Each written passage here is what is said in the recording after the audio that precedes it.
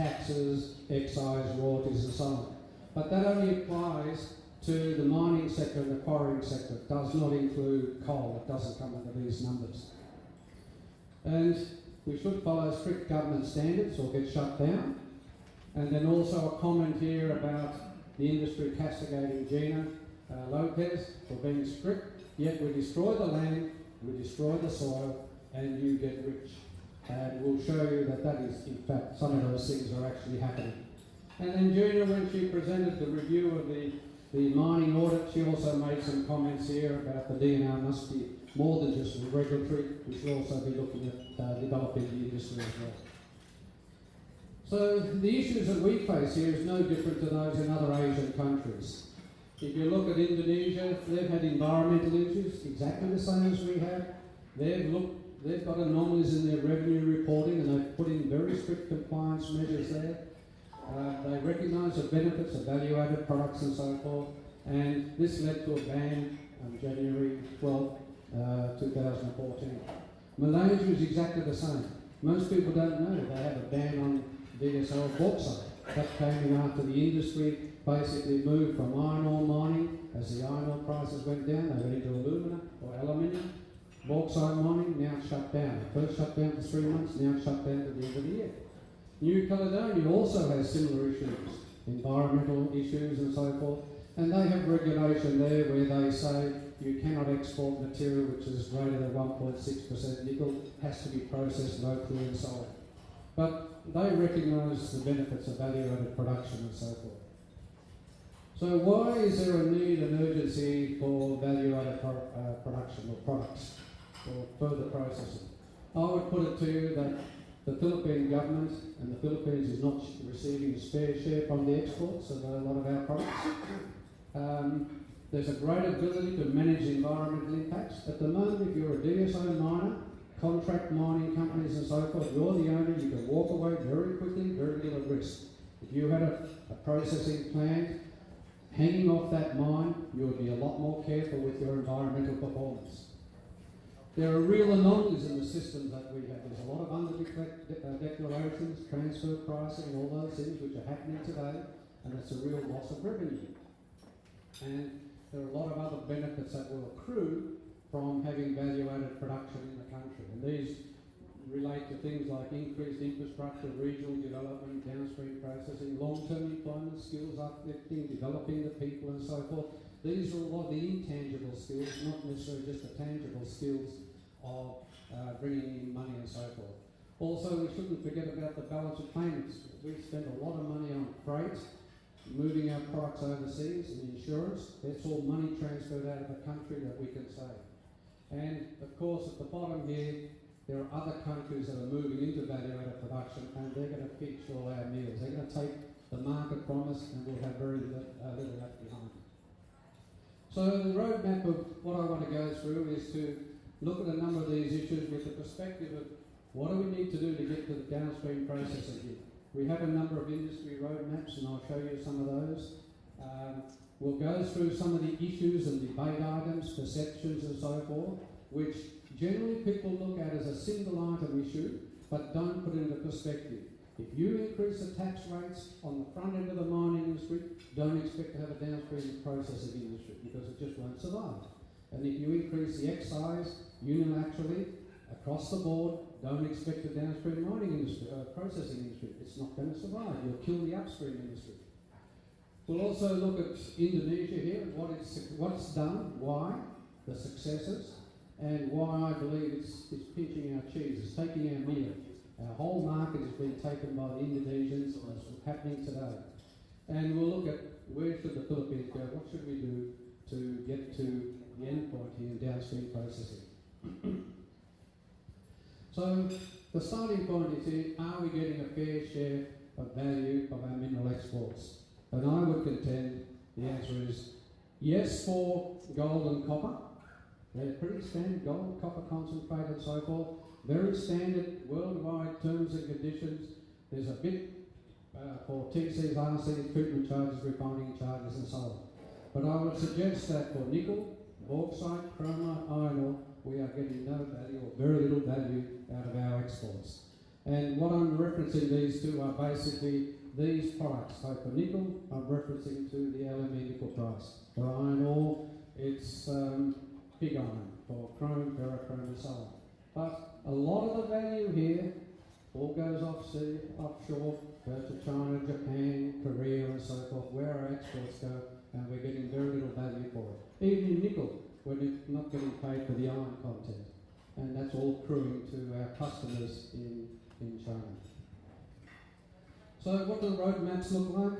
The nickel roadmap is very short. It's not a roadmap, it's actually a shipping route, because all our stuff just goes straight out on a ship overseas. We don't have any of these industries developed at all. What's in blue is existing industries. What's in white is basically industries don't exist.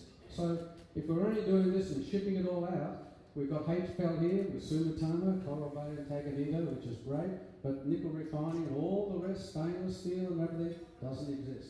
It doesn't occur at the moment. And it could be. In copper, we're doing a fair bit on the upstream, but not really much on the downstream, not in the powder, anode, slime, solvent extraction, leaching, but we do smelting there in Leyte, in the copper smelter there.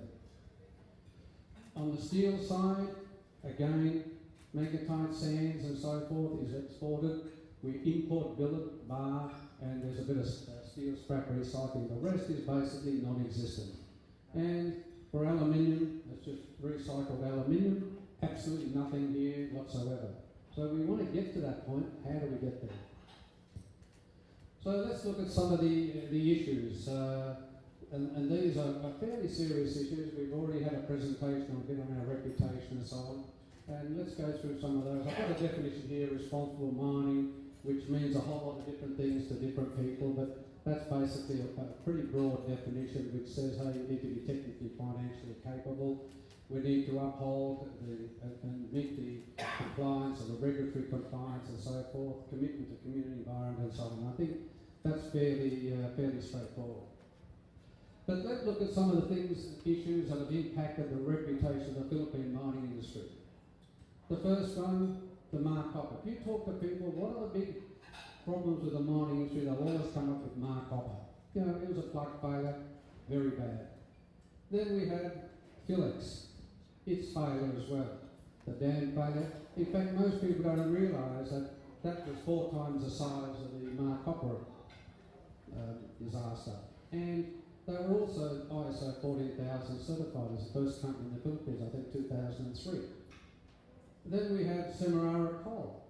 2 major mine disasters, pit wall failures, around I think 14 or 15 people were killed. These are the things that are in people's minds when we talk about the mining industry. And then of course, we've got our friends at Laterite Nickel Mine. And these pictures aren't very good, but they're very similar in overseas countries as well. So what are the issues here? I mean, you know, we've got a lot of cowboys in the industry, irresponsible miners who really shouldn't be there. They're just diggers. And it's all impacting our reputation. And if people think ISO 14001 is going to solve our problems, forget about it. It will not solve the problems with fundamental design on dam structures, materials of construction in plants and so forth. It's not geared to do that. So it's not going to be the saviour for the industry. The recent closures that we've had, what's the MMT been doing? The multi-partite monitoring team. Have they been asleep every quarter for the last 5 years, 7 years? What GENA is doing is nothing that shouldn't have been done already by the MMT.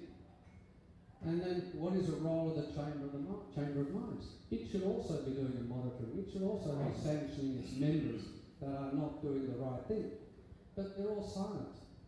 So the reputation isn't very good here when you start looking at these things. And that's what people recognise and hear, and it makes it very difficult to change those perceptions. Is it any different in Indonesia and Malaysia? No. Here's a picture of Sulawesi, nickel mine, siltation out into the ocean over here. Looks horrible. Mining right to the edge, same as over here, mining right to the ocean, to the high water mark. Very, very poor. It shouldn't be happening. Here in Kuantan, this is bauxite mining. This is basically runoff from stockpiles at Kuantan port. And that's why the Malaysians brought in a ban on exports of bauxite. I mean, it's not a good record, and it doesn't look good, but I'm embarrassed to say I'm part of the mining industry when we see these sort of things. So let's look now to the revenue side of the reporting of what's being reported in the statistics published by the NGB. So this is all available off the internet. Nickel exports has been a big success story for the industry since the Chinese introduced nickel pig iron in around 2005. You can see the increase in nickel production here, over 30 million tonnes in 2015. And this breaks up by different grade categories. Here we're talking about blue as being low grade material, and then these greens and greys are the high grade material. But you can see how this changes, and a lot of it changes because of the iron ore price. Iron ore price got up to $190 a tonne in that period. Philippines started moving out a lot of low grade, less than 1% nickel ore, but high iron material, and successfully. And here now it's broken up as a 100% chart, so you can actually see how the market has changed. So then let's look at the pricing. What's happening on the price side? And here the interesting things are what are and the price here is in US dollars a tonne and percent of LME paid. And the interesting things you see here is quite a few anomalies. Like for example, if you're looking in 2013, 2014 here, the highest grade laterite ore has got the lowest percentage paid. Why is that? Why is low grade material getting a higher price than the high grade material? It doesn't make sense. And so I suggest that there's a lot of funny business happening, anomalies happening here, which have been underreported and therefore not getting the benefits from the exports of our products. If I look at it in a different way, this is a chart of the prices of laterite nickel ore going to China. So this is the 1.7 to 1.8 chart. And in 2014, Indonesia brought in the ban at the start of 2014. The price got as high as $143 a wet metric ton, I think, in the Philippines. So let's see what's happened with the reported prices out of the Philippines. So this is the price going into China. Let's see what it looks like coming out of the Philippines. So in 2013, China was reporting about $55, the Philippines was reporting $35. That's on dollars per tonne. As a percentage of the LME, China was reporting 7.5% of the LME nickel price. The Philippines 12.8. Why the discrepancy? Look at what happened in 2014 after the ban. China reported $95 a tonne. The Philippines only 44. And here, 27% of the LME, 13% of the LME. Something is happening. Here we're getting instances of transfer pricing under declarations and so on. And this is where the country of people are missing out. It shouldn't be happening, but it is happening. And again here, there's a whole lot of confusion here about wet metric tonnes, dry metric tonnes and so on. And it does confuse it somewhat. So if I look at these prices over the time frame by individual company, but not recognising which company is which, just dots, you can see how it changes. I'll just blow it up a bit. This is in 2013, fairly flat, so the higher the grade generally, the higher the price should be. 2014, very little relationship. 2015, now we're starting to see some relationship between higher price getting a higher grade getting a higher price. But there's something happening there.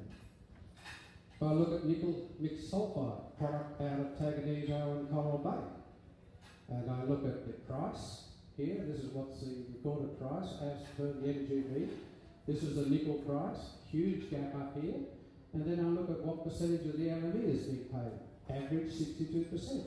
This is product that we as potential builders of smelters and things can get 80-85% in the marketplace. So what is happening? Why is it so much lower when it's being sold out of the Philippines into the overseas countries?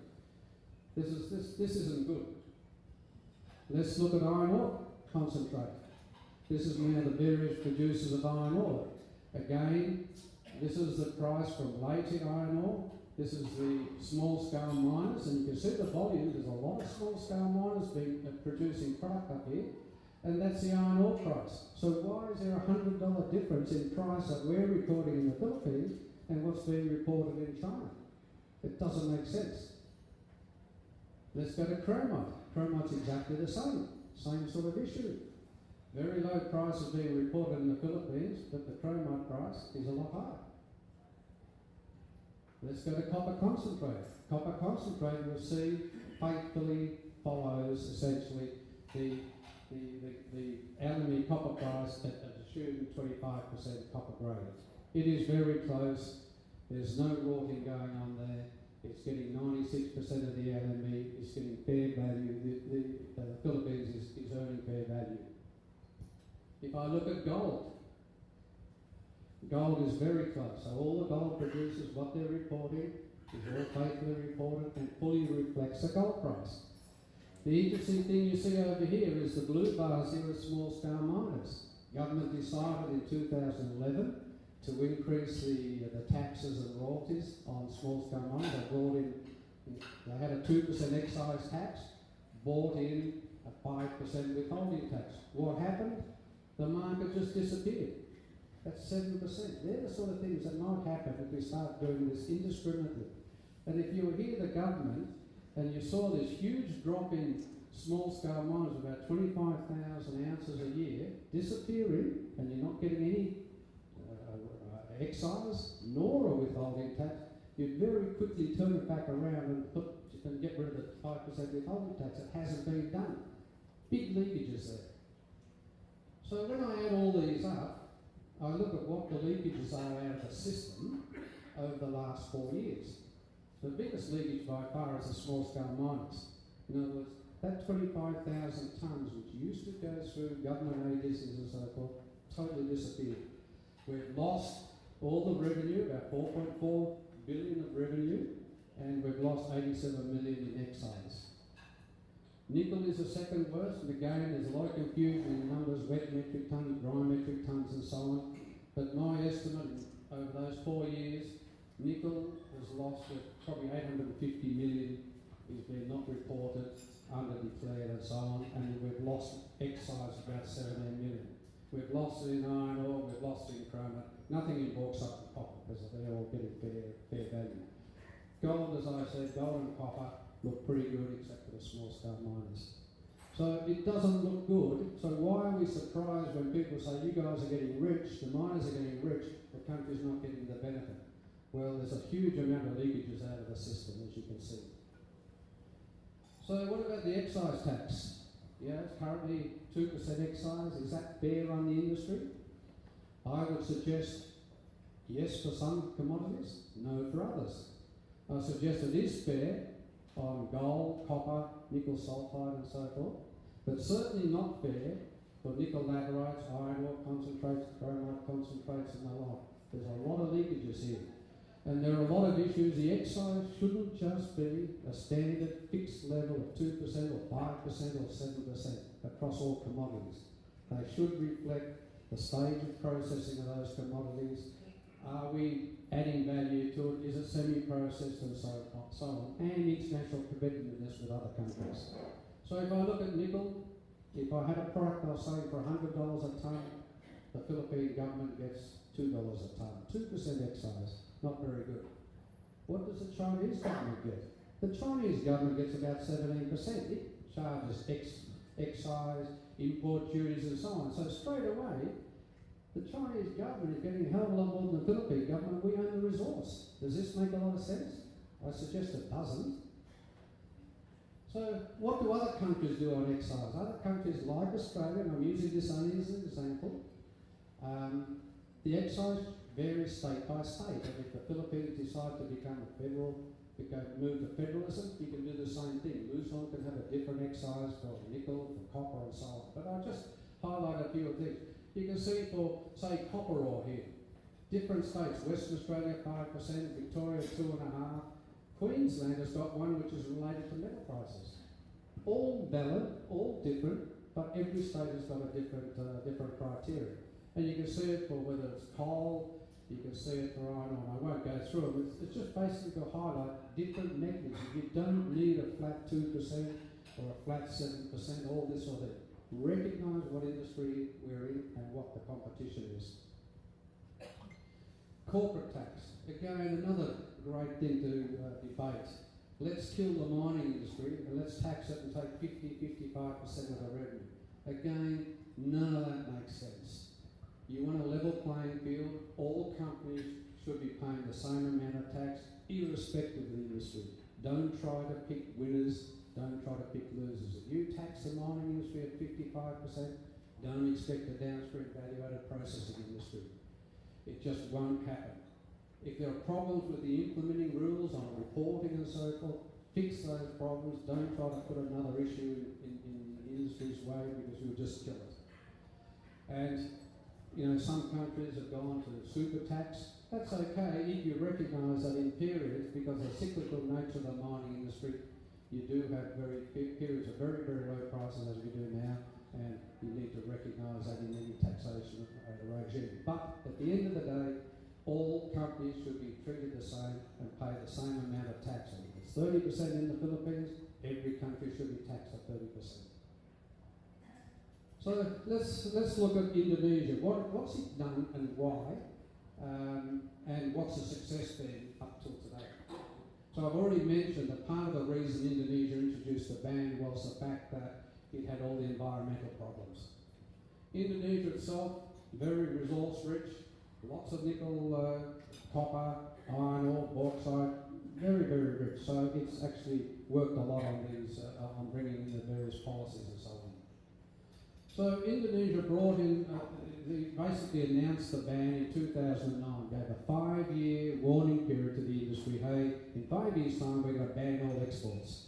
And at that point in time, half the nickel actually that went out, processed nickel or the export and the tonnages and so forth, about 50-50 being processed, the other 50% not processed.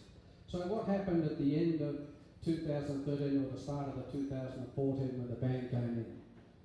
What happened was that 90% of the exports was unprocessed. Only 10% of the nickel mined was actually processed. And of that 10% that was mined, it generated 50% of the revenue. And the Philippine government said, hey, this is not fair. And in the light of this ban coming in place, look at the huge increase in exports. All went to China.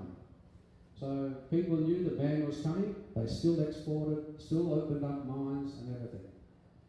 So what happened on the other side in terms of nickel pig iron production? This is when the ban came in, when it was announced, the ban came in over here. Look at this huge increase in nickel pig iron production actually in China. And in that period, from 2009 onwards, all the new RKEF plants, rotary kiln, electric arc furnace, all came into existence. They all knew the ban was coming, they still invested in China, and then all of a sudden found out in 2014, hey, bloody hell, the market's disappeared. We can't get our ore. And all complained, but they were warned. So this whole period, they knew what was going to happen, still invested, still put their money there.